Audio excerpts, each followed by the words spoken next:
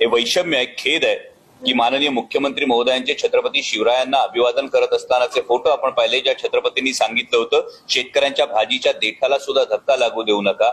मात्र महाराष्ट्राच्या माननीय मुख्यमंत्री महोदयांच्या निवासस्थानाच्या एक सार्वजनिक बांधकाम विभागाच्या खर्चाचं जे अंदाजपत्रक समोर आलं, मलबार हिल मुंबई येथील वर्षा बंगला येथील डबल बेड मॅट्रेस सोफा व इतर कामे करणे 20,47,000. मलबार हिल मुंबई येथील वर्षा बंगला येथे शेड, किचन प्लॅटफॉर्म, कॉन्क्रीट व इतर दुरुस्तीची कामे करणे 19,53,000.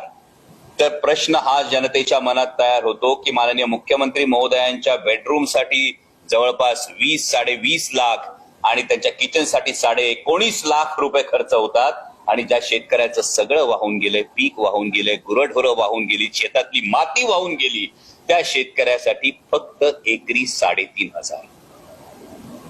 ज्याचं आयुष्य उद्ध्वस्त झालंय त्या शेतकऱ्यासाठी फक्त एकरी 3,500ची तुटपुंजी मदत होते. आणि माननीय मुख्यमंत्री महोदयांच्या जर बेडरूमसाठी आणि किचनसाठी तब्बल 40 लाख रुपये खर्च केले जातात, तर नक्की हा छत्रपतींच्या राज्याचा, त्यांच्या शासनाचा आदर्श सरकार ठेवतंय का?